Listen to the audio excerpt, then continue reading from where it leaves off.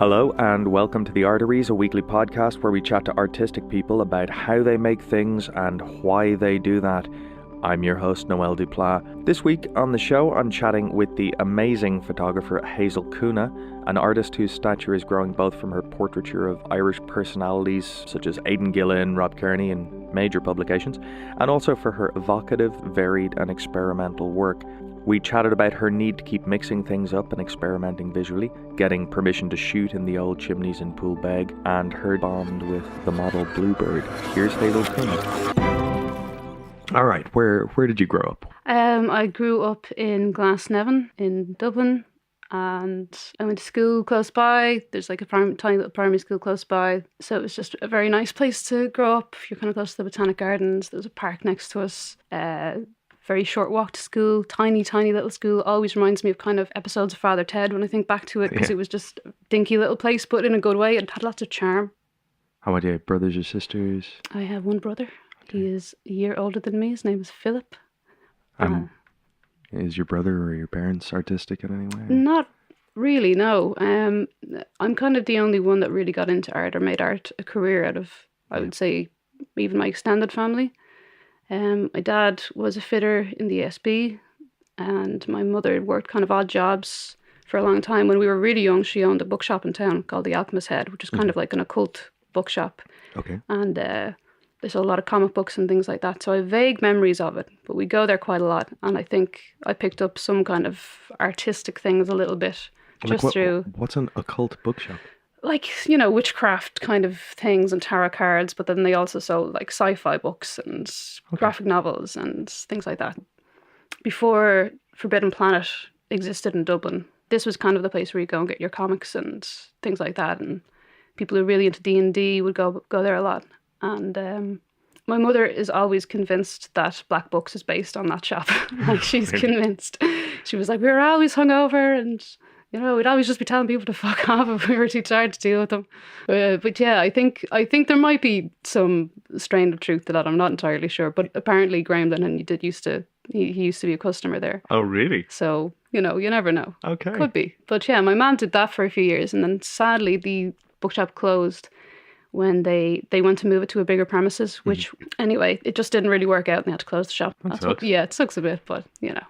She's got some good stories from her days in the bookshop. Yeah, I'd say. Yeah, she does. All the brilliant weirdos. Yeah, plenty of them. Yeah. Was music an element that you... Oh yeah, big time. My dad is actually a fantastic singer. Yeah. Which I kind of knew it growing up because he played fantastic music growing up as well. Mm-hmm. I think I have to attribute my taste in music to my father, like 100%. Yeah, music was always going on in my house the whole time when I was growing up, which was great. And since I was a kid, I've always wanted, like when I was really, really young, I wanted to be a singer. Yeah. And nothing else until the weight of the world crushed my spirits. But no, I've always liked art, and I've always been into kind of, you know, creativity and things like that. Yeah. Even if it wasn't singing, it was drawing or painting or whatever, writing, anything I could kind of just get your ideas out. And from the visual side of things, you were drawing and painting from... Yeah, I think me and my brother, like, we were both kind of into drawing and stuff, and we always liked art. I was never amazing at it, but I always liked it. I mean, there were always people in my class and stuff that were way better, you know, and you just kind of thought, like, I'm just not really good enough to make a career out of this. Yeah, but I know that exactly. I know it's a terrible kind of defeatist attitude, really, when you think about it, but it is how it is. But I think I always still wanted to do something creative. I knew I wanted to do something creative when I grew up. So I'd say when I was about maybe 10 or 11, I started to kind of get an inkling about photography because, you know, you might have an image in your mind, but, you know, drawing it out, it just never came out the way I seen it in my head. But with a photograph, it could just be taken and it was done and there it was. Yeah. So I got like my first camera when I was really, really young. I think I got my very first one from like a sale of work when I was about 8 or something. Okay. It was like my granddad, we went down to visit my granddad who lived in Iona Villas with my father, and his next door neighbour was having a sale of work just for the neighbourhood. And we went in and it was one of these like little flip kind of cameras, those really like thin little ones. Okay. And I just loved it. And it was just it's a film camera. Oh yeah. This is like mid-90s, so way before digital or anything like that. And I just loved playing with it. And even when there wasn't film in it, I would play with it. I would like pretend I was taking pictures. Just frame up. Yeah, just frame up, you know. And so I'd started with that. I would say that kind of planted the seed. And then as I got a bit older, I got just different cameras. And by the time I was a teenager, I was getting maybe a roll of film a week developed just from like a little point and shoot film camera that I had. Nothing manual on it or anything like that. And that was really something I'd just bring out to parties or like, you know, weekends where you'd spend with your friends. And I don't know if they still do this because it's been so long since I would get like a little point and shoot roll of film developed. Yeah. But it used to be the case where, you know, you'd bring it to the pharmacy and you leave it in for an hour and then they give you a free roll once you picked it up again. Okay. So it would just kind of keep you going. Exactly, yeah. So I did that for years. Just every week I'd have I have stacks and stacks of shoe boxes full of photographs from when we were teenagers at my house. I started to think when I was maybe in my mid-teens that was something that I could maybe actually do. Okay. So I got my first kind of taste of it properly with a manual film camera when I was in secondary school in maybe 5th year, I think. My art teacher ran like a little after-school module on just introduction to photography. Okay. And I learned how to process film and just he taught us the basics of composition and, you know, aperture, shutter speed, all that kind of jazz. Sure. And after that, I got my own first film camera when I was about 18, and then it just kind of went on from there. And so that one that you got when you were 18, was that starting into the kind of exchangeable lenses? And exactly, yeah. It was, I can't remember the exact name of it. I still have it. I'll probably never get rid of it. I'm a bit of a hoarder for cameras. I got quite a few at the house. But yeah, that was the first fully manual film camera that I had, and I just loved it. And I had that for the first year or two of college as well, once I started college. And then it started moving into digital pretty much immediately when I started college. So film was just dying out. I think the year that I joined college, I went to DIT and studied graphic design.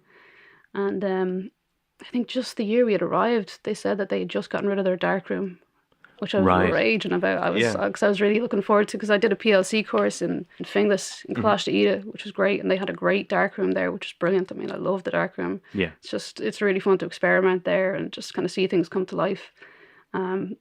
Now, obviously, the DIT photography course, they have plenty of darkrooms and stuff, but the graphic design course just wasn't as important, and because things were moving to digital at the time, they just didn't have a need for it anymore. Well, especially in graphic design. Where they just needed things kind of done quickly. But no, I moved on to digital, and I still shoot a bit of film, like for my own stuff. From time to time. Like I always love film. Like I'll probably always love it more than digital photography. But I mean, digital photography is 95% of what I do now, and has to be really. Yeah. Just for clients and stuff. But I'll always love film. What is it about film that? I don't know. It's just there's a sort of I don't know, some kind of an essence to it, or some sort of I don't know, there's a texture to it or something that you just can't replicate, I think, as hard as you try. Like you can try and make digital pictures look grainier and kind of look like they're made of ink, but I just don't think you can really get it bang on. Like you can get very close, I know, but the thing about film as well is you can shoot a roll of, 12, 24, 36 frames and then leave it for even a few days and get it developed, and you'll still be surprised by half the pictures you'd forgotten you'd taken.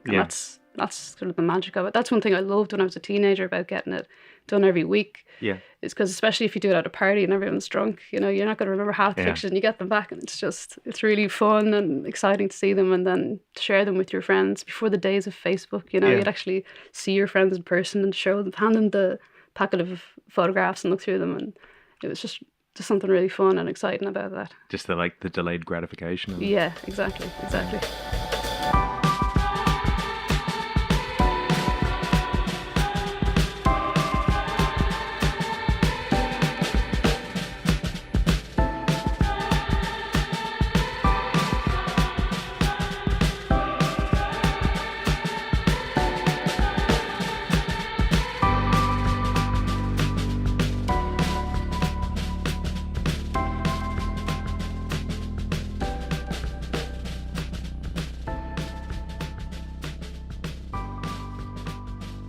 How much experimentation did you do in the darkroom? There was always more that I kind of felt like I could have done, but I liked kind of overlaying two negatives and kind of getting a double image that way. I mean, you can still do that with, I have a Holga camera, which you can kind of expose a frame as many times as you like, just within the camera. Yeah. But it was fun doing it afterwards and really kind of, because when you do it in camera, you've no idea really how it's going to turn out. You can get an idea, but you don't know until it's developed and you've seen it. But in the darkroom, if you kind of get two negatives yourself and, you know, you have a bit more control over it in some ways. So that was really fun to do. And it was fun playing around with how long you kind of expose the paper for and how light or dark you want to make an image and things like that. No, it is interesting, like the idea of like where Photoshop is now. You pick a color and you pull that out of every single element of it. Like I think like Photoshop was obviously a thing when I was doing the PLC course. That would have been 2006, I think. But it wasn't as prevalent as it is today. And I didn't know how to use it. I didn't have my own laptop at that stage. So this was kind of that version of Photoshop would have been cutting out the negatives or double exposing them or what have you. Yeah. Now I love Photoshop. I mean, I'm completely all into it. I try not to use it too much for certain jobs and things like that. If you're maybe shooting someone like a portrait for a true life story, you don't want to like fuck with them so much they look like someone else or, you know, anything crazy like that. Sometimes people ask you to and you're like, oh, but, you know, you look fine. It's grand. Oh, really? That actually makes me feel a bit sad. Sometimes people do. Sometimes they don't, but mainly people are like, you want to airbrush that? Yeah. And I'm like, oh, do I have to too much? No, not really. Just a little bit, maybe. I suppose it's kind of, depends what industry you're in, but it's going to become the norm. It completely depends. It does. It is the norm, and it does completely depend on the job. Like if you're doing something that's like a beauty shot for something, then you're expected to retouch it. Sure. Probably quite a bit. Yeah. But where I like to really mess around with Photoshop is kind of when I'm doing personal images and things like that. Like there's a model that I work with called Bluebird. I know, I've seen, Yeah. And she's also like a really old friend of mine. Yeah. Since we were teenagers. And she's a really fantastic model. She's very eclectic. And I think her nickname is like the chameleon because she can change her look up so much and you won't even know it's her from one picture to the next. Yeah. So we like to, if we have like an idea that we just really, really want to do that, you know, we're not going to get necessarily paid to because clients, you know, they want something a little safer. Sure. You know, we'll just meet up and we'll do it ourselves. And that's where I like to kind of mess around with Photoshop a bit more and maybe make an image look a bit more surreal or kind of out there.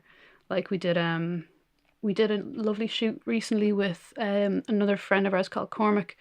We did Harley Quinn and the Joker, but like a gender swap. So she was the Joker and he was Harley Quinn. Yeah. And I would have messed around with that image a bit more just to make it look like a graphic novel. Yeah. A little bit. And sometimes I like blurring the lines between whether it's a photograph or whether it's maybe an illustration or something like that. Yeah. So in that respect, I love Photoshop. I love it for that. It's great fun. You can kind of just take it as far as you want. And is that kind of experimentation? Is that kind of where your heart is with regards to it, or? With things like that, it is. I mean, like I say, it just depends on what you're shooting. Like there's a portrait that I'm going to be submitting to that exhibition that's on Friday, and that's also of Bluebird. Yeah. And that's basically has no Photoshop. It's just a black and white image of her. Kind of again, it's an androgynous shot. I'm very into androgyny, and that's just a very kind of simple shot of her. It was just shot with natural light. There's no strobe lights or anything like that. It was just shot outdoors, kind of a simple enough outfit, and just I don't know. I tried to keep some portraits that are like a bit more pure. Yeah. If you get me.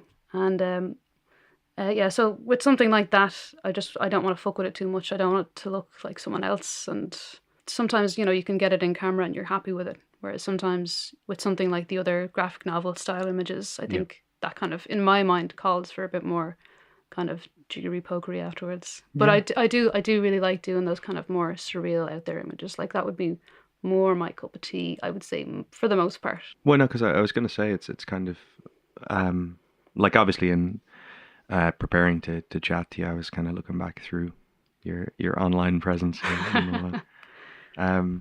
But there is that weird.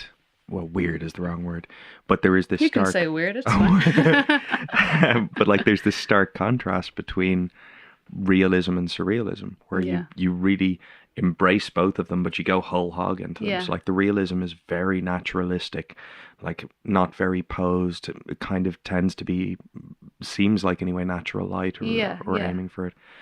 Whereas the surrealism, you kind of go hog wild and just really. Yeah. No, I kind of like both sides of it. Just one thing I've kind of noticed about myself in the last while for some reason is I like a lot of variation in kind of all different aspects of my life. Yeah. And in any kind of artistic way. I think it was when I was coming up first, or starting to sort of work a bit, and I was kind of really concerned that I didn't have like that much of a style because so much of my stuff was so different. Yeah.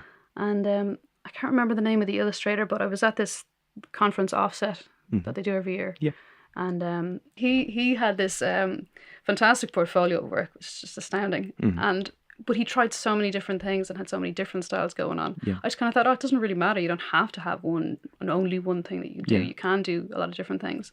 And I just happen to like both sides of it. You know, like I like very clean, pure kind of almost documentary style kind of portraits and things like that. But I really like, I think maybe it might be because I always wanted, when I was really young, to do drawing and painting and stuff. Yeah. But it's kind of, it's mixing that a little bit with photography, because just the illustration, just the painting, I can't really do as well. Yeah. So I like kind of bringing aspects of that into the photography as well. I don't know. It's just sometimes you have images in your head and they're not just clean photographs. Like recently, I don't know if you've seen, I have some stuff up, which is, it's photographs with watercolor paint on top of them. Yeah. And that's really nice to do. Like it's nice to just mix it up and do mixed media, and like I kind of get bored easily as well. Yeah. So I like to just try different things Yeah. as much as possible. And I think it's important to experiment and kind of keep testing your own boundaries and trying to do new things and stuff. I would get bored if I did the same thing all the time, I think.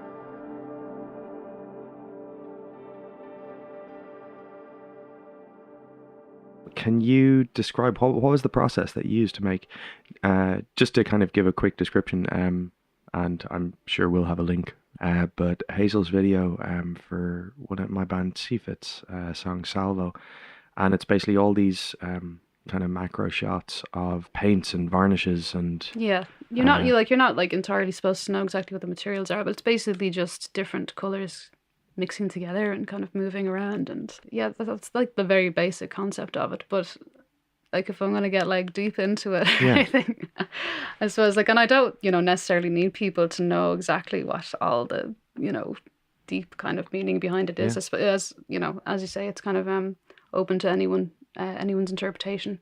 But I kind of seen it a little bit because the song is so atmospheric and beautiful. I love the song. It's just, I love the build to it and everything. It was, first of all, the pace of it and everything was really fun to edit to, just because the way it starts out kind of slow and then has that big kind of eruption in the middle, which was really fun to edit to. But the atmosphere and things like that in it, it made me think of sort of like sci-fi, a little bit sort of out there and in the ether. Yeah. So I think some of the scenes in it look a little bit sort of sci-fi, creating like its own little world, because that's one thing I like about macro stuff is you can kind of, like the closer you get to something, like the bigger it gets, if you get me, like the bigger that its own little world is. Yeah. So that was kind of my thinking behind it. And also it was just like, oh, crack to me, To me, like I kept thinking it looked like when you have those like nature documentaries, like about like the formation of the planets and like lava and like it just felt like a really surreal, otherworldly version of planets forming. Yeah, that's exactly what it, like another world. I mean, that's because I'd done some macro photography of varnish and stuff, kind of blending together, and thought it looked kind of like an aerial photograph almost of like a big landscape. But like I love playing with scale and stuff like that. Yeah. So I just thought I'd really love to get this in movement somehow. Yeah. And so that's kind of what I was really going for, was like this whole other little world. Yeah. And because the song is kind of like, it's sort of surrealistic in its own right. Yeah. I just thought it would suit it really well, because I wanted to make a video like that for a while. I'd done a smaller kind of little version of it like 2 or 3 years ago, just to test out the idea of it. And ever since then I was like, I'd love to do a proper music video for someone using this kind of concept or idea, but do it better. No, I really enjoyed doing that. It was really fun to just completely experiment, just buy a lot of different materials and just see what way they react to each other and just film it. And then I just kind of edited it bit by bit as I went. And then I almost had it finished like a million times. And then I'd play it through and I'd be like, oh, but that little bit there, like there's a bit too much yellow going on. I wouldn't mind injecting a bit of something like purple or something that's a little bit more detailed or less detailed or what have you. Yeah. So it just went on and on and on and on, and that project took me like a couple of months in the end. And I thought I'd have that done in like a week. Yeah. And it took about, I think I was on to every other week, just like, I'm still doing it. I'm still doing it. I swear. I haven't just abandoned it. I am doing it. It's happening. It's just taking a lot longer than I thought, because I just got, I don't know, I just got really consumed by it, I suppose.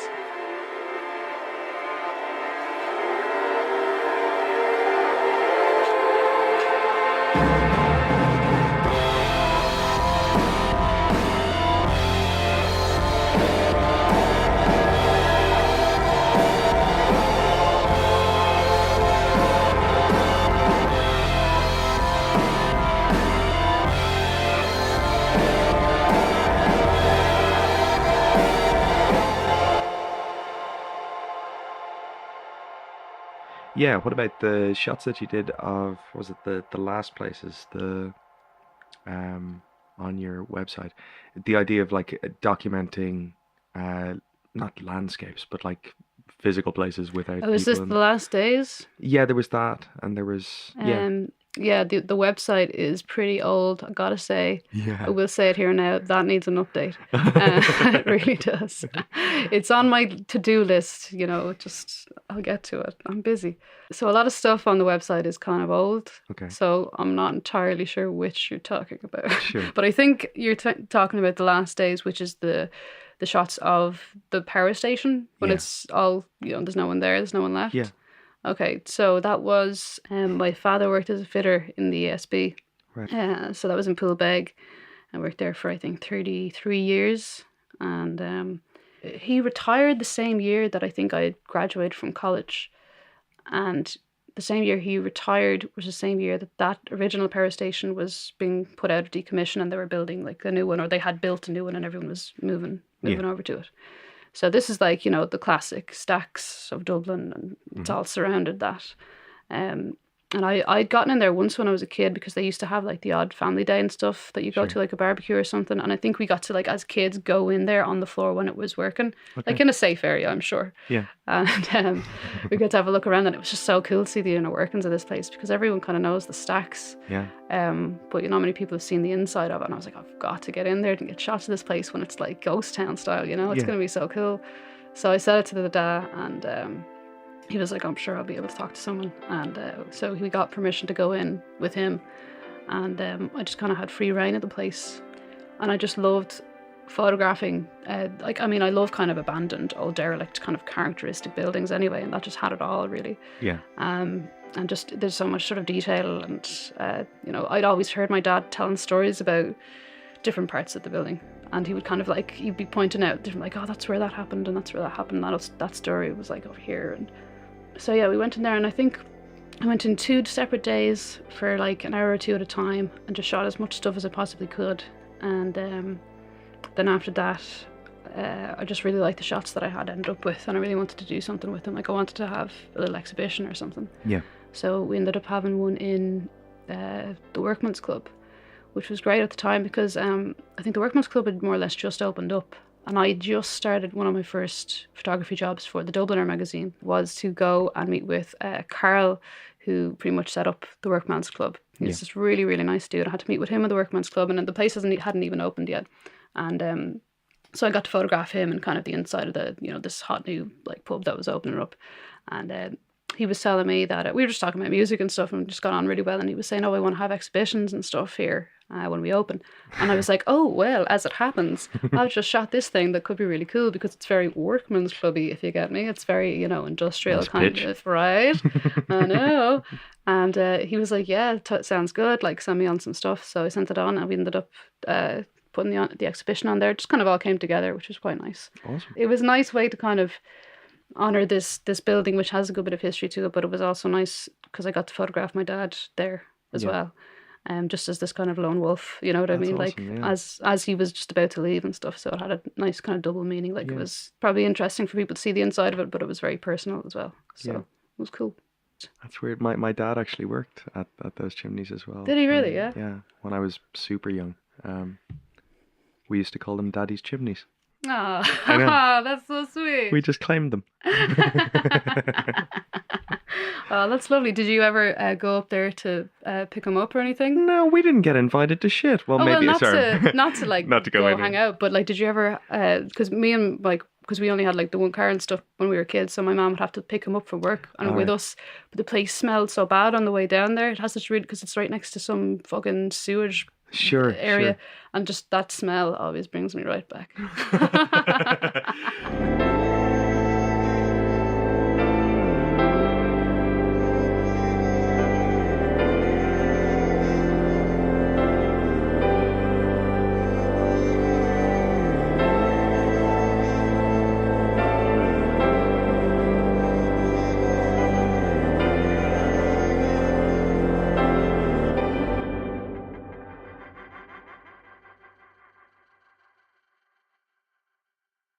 For a period, I was on a contract for a year, and that ended March of this year. It was a contract as a photographer, like for a magazine company, and which is just a very, very unusual kind of a gig to get, like to be on contract as a photographer, doing a variety of different things. Because with the magazines, it's about 6 different magazines in the one company. Right. So you know, just through that, you get to do a lot of different things, like portraits, food, products, everything. Which I was on contract. I was freelancing with them for a couple of years first, and then they took me on a contract. And that was, do you think the kind of the eclecticism of your portfolio was? Yeah, I think that definitely helped. Yeah, because you need to be able to do a lot of different things. And plus, I think I'm pretty easy to work with, I think. Yeah. Which helps. Because you have to, because like in that job, you have to constantly go off on assignments and meet different people. You might not have much time to work with them. You got to be easy to work with. Like, I mean, I know it's the same in every job. Just don't be a dick. Like, essentially. But I'd say just I started working with one of the magazines, and that just kind of went really well. And then that just it just grew from there. Right. Like I had never done food photography before, and they're like, oh, we you know, could you maybe shoot some food stuff for us? Have you done food before? And I was like, yes. That's all the time. One question, what is food? But, you know, you just kind of have a quick Google search and pick up some tips and figure it out. Like the same, like that, I do a lot of product stuff now, and I started doing that when I was right out of college. Right. I went to a graphic design studio. I got like a week internship through the college with them. So I was really worried going into that internship at the design studio, thinking, oh shit, they're going to have me trying to lay out, you know, text, and I'm gonna it's gonna be awful. Like it'll be okay, but like it'll be awful, you know. So as soon as I arrived, I was like, I can do photography. If you would need photographs of anything, you know, just like that's what I'm really good at. That's what I'll do. And that company designed a lot of kind of packaging and stuff like that. Right. And they're like, oh, actually, we have a few things kind of that we've been meaning to photograph just for our portfolio on our website. If you could do that, have you done products before? And I was like, yes, I have, and I'd never done them before, and so like, okay, great, sure, we'll give you like one thing. I think it was like the very first thing was a couple of bottles of my Wadi. Quickly Google searched, you know, just a few quick tips on product photography. Did that. That went really well. And then they just said, okay, we were going to keep you on for like 3 months. And I just spent 3 months just shooting their back catalogue of stuff. Awesome. Which was, and that's just how I learned how to do product photography. And that's all just from lying. Exactly. That's brilliant. Just gotta lie your way through it. You just fake it till you make it. That's the key takeaway. Yeah, exactly. Just lie your way through it and hope for the best. Hope you don't get caught, and hope you don't fuck anything up. Luckily, I didn't. Like in the beginning, I think I might have been a little bit slower with sort of taking a portrait or something like that job I had for the Workmans Club. Sure. For back in the day, that was like my first ever assignment. Yeah. And I think I was so kind of nervous and stuff. I spent like an hour or two. Like I remember actually at the exhibition that we had from like the ASB, I remember my dad was talking to Carl. Carl was there. Yeah. My dad came to me later and he was saying like, we always chatting, your man Carl is very nice, whatever. And he was like, yeah, you said you spent like so long and took so many pictures of him. And he was just like, oh my God, when is this going to end? Yeah. And I totally did. Like I took as many different possible like angles and backgrounds and stuff. And sometimes that's what they want to know. But I think it's just, getting into the habit of going out and meeting people all the time and getting shots. You get quicker with it and you get more comfortable with it. Like I'm definitely not nervous anymore when I go out to a job. Yeah. Like pretty much no matter what it is. I don't know what I'm doing now a bit more, whereas in the beginning I think it was just the nerves was the worst part, because you're just like, oh God, I don't know what I'm doing, someone's going to find out. And kind of not knowing when you've got it. Yeah. Whereas now I think once you start to work more regularly, you just don't have time to think like that. Yeah. And that's the best thing. That's the best thing that I've taken from it. It's just getting rid of the nerves, 100%.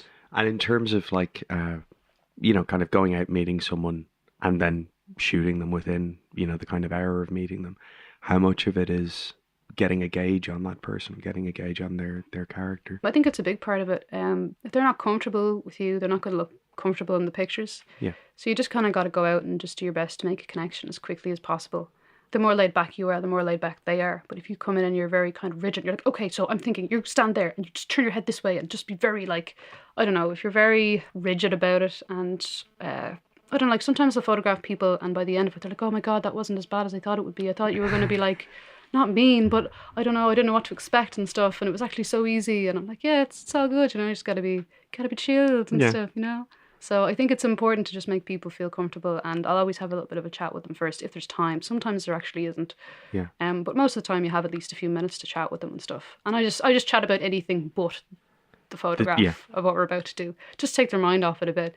And then I just go, okay, well, here, let's just start shooting here, and we'll get a few tests first, and that always eases people into it. And I find no matter how nervous someone is, as long as you have enough time with them, they will eventually become comfortable. Yeah. Because everyone, like, I would say maybe 90% of the people that I'm sent to photograph, the first thing they say to you is, oh, I hate having a picture taken. Oh, I hate having a picture taken. Oh, I look terrible in photos. I'm terrible looking. And I'm like, you're grand, or just stop. And, you just get so used to hearing that.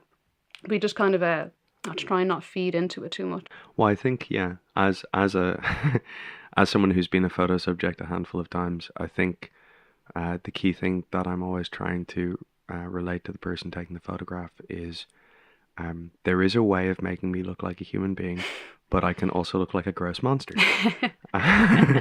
So help. That's it. Everyone's got their angles.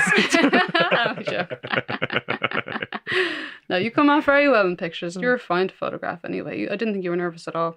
Yeah. No, but I think like it's completely normal for people to be. Yeah. Like I remember I say to people like because I was in college with a bunch of other, artsy people and stuff, and we'd use each other as models and stuff for pictures. You kind of got used to having your picture taken quite often. Yeah. Like I was in college for 4 years, so by the time I came out of it, I was fine, and I'm still grand. Like I don't mind having my picture taken, it's grand. But I remember a couple of years ago, I was sitting for a photograph for this photographer who was doing a series on redheads with like freckles and stuff, and I have like red hair, freckles, green eyes, very Irish looking. So yeah, he asked me to do it if I'd sit for him, and I was like, yeah, grand, no problem, yeah, I'm into it. But then when I got to his studio, I was totally calm, and then as soon as I sat down and kind of looked around me, he had like, it was just such an elaborate setup, and there were so many lights, and it was just, I felt very kind of suddenly just very under surveillance, and then I just froze, and I was just like, what do I do? What do I do with my face? I was like, oh shit. I could feel like my mouth tensing up, and I just had to keep kind of like stretching my mouth out and stuff, which is a good trick to do, and like move your shoulders and stuff. But I just kind of kept feeling like I was getting tense, and he kept telling me to like mess my hair up a bit so it wasn't so like perfect. And I'd do that, and then just without thinking, I'd fix it again, just without even thinking. And at one point he was like, I'm going to come over there and mess it up for you now if you keep doing that. And I was just like, I'm sorry. But it is something you can just, by the end of it I was better, but it was just the initial sitting down with all the lights and stuff did freak me out a bit. Yeah. So I completely get it. I completely get why people can be nervous having their picture taken.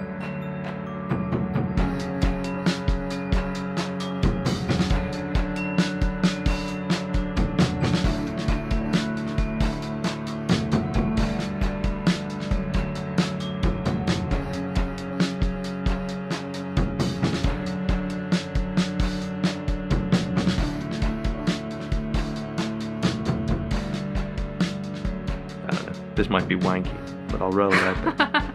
Go for it. That in your portraiture, it tends to be, in all of your shots actually, they tend to be about, in terms of the characters that you're shooting, in terms of the people you're shooting, they tend to be like about exhibiting and displaying strength. Yeah, I get that. Yeah. I suppose in a way, when you're, especially with the more surreal kind of, images, you're kind of projecting a version of yourself onto the person you're photographing, the way you're directing them and stuff. And it is sort of this, I like the idea of like a strong woman, or person or man or whatever, anything. Just like, but generally a lot of the stuff I shoot is with women. And I think that is an aspect to it. I like making a woman look very powerful. Yeah, it's that's another sort of very personal thing,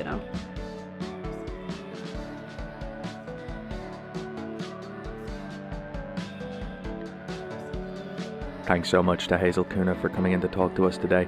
If you enjoyed the show, give us a subscribe, like, tweet, share, etc., etc. Everything is a massive help, and the more people listening, the more we can make.